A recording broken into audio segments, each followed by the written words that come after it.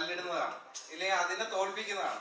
അപ്പൊ നേരെ മറിച്ച് ഇപ്പം ടർബോയിൽ വരാൻ നേരത്ത് ഫൈറ്റ് സീക്വൻസിന്റെ അത് ഇപ്പൊ ട്രെയിലർ കട്ട്സിലൊക്കെ നമ്മൾ കണ്ടത് ഗംഭീരമായിട്ടുള്ള ഷോട്ട്സ് കാര്യങ്ങളൊക്കെയാണ്.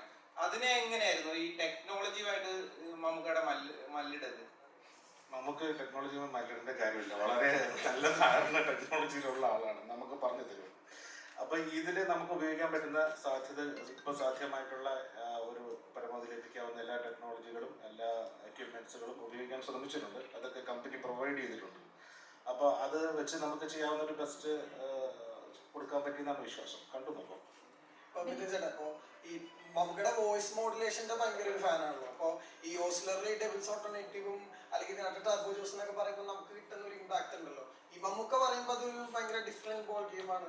അപ്പൊ ഈ ഡയലോഗ്സ് എഴുതുമ്പോഴും എന്തൊക്കെ എഫേർട്ടുകൾ ആ ഒരു ഫാൻ ബോളിൽ നിന്ന് ഉണ്ടായിട്ടുണ്ട്? നമ്മൾ അങ്ങനെ ഒരു ഭയങ്കര ചീസി ഡയലോഗുകൾക്ക് ഇതിനകത്ത് അങ്ങനെ കാര്യമായിട്ട് ശ്രമിച്ചിട്ടില്ല. ഇപ്പോൾ ജോസേട്ടായി പറഞ്ഞതുപോലെ തലയ്ക്ക് മീതെ പ്രശ്നങ്ങൾ വന്ന് നിൽക്കുമ്പോൾ വർത്തമാനം പറയാൻ പോലും പറ്റാത്ത അവസ്ഥയിലാണ് പുള്ളി പല ഘട്ടങ്ങളിലും നിൽക്കുന്നത്. പിന്നെ ഉള്ള ഡയലോഗുകൾ, രസമുള്ള ഡയലോഗുകൾ ഉണ്ടെന്ന് ഞാൻ വിശ്വസിക്കുന്നത് പുള്ളി പറയുമ്പോൾ അതിലൊരു ഭംഗി ഉണ്ടാവുമല്ലോ.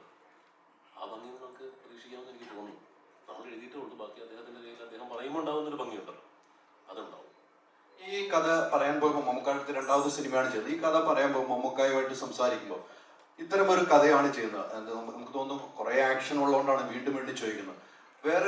വേറെ പല രീതിക്ക് മേക്കിംഗ് ചെയ്ത സ്ക്രിപ്റ്റ് എഴുതിയിട്ടുള്ള ആളുകളാണ്. ഈ കഥ പറയുമ്പോൾ മമ്മൂക്ക എങ്ങനെയാണ് താങ്കളുടെ അടുത്തൊരു പ്രതികരണം നടത്തിയത് ആദ്യം ഫസ്റ്റ് ടൈം?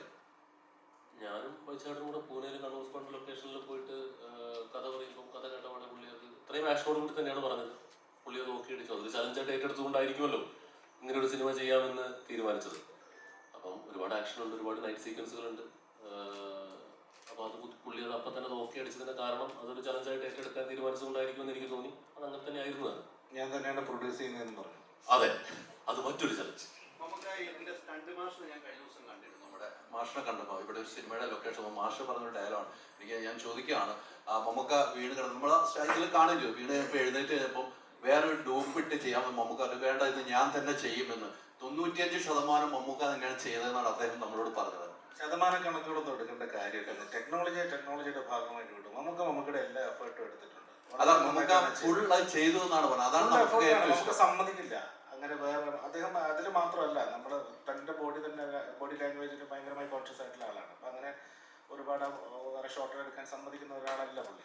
അതിനുവേണ്ടി ഫൈറ്റ് ചെയ്യുന്ന ആളാണ്. നിങ്ങൾ സിനിമയുടെ എന്റർടൈൻമെന്റ് ആയി കാണും, അത് എൻജോയ് ചെയ്യും. നമുക്ക് ഫൈറ്റ് ചെയ്തേക്കാണ്, ഫൈറ്റ് ചെയ്തിരിക്കാം. നമുക്ക് വെച്ച് ഷൂട്ട് ചെയ്യാൻ വേണ്ടി ഫൈറ്റ് ചെയ്തിരിക്കുക. അതാണ് സത്യം.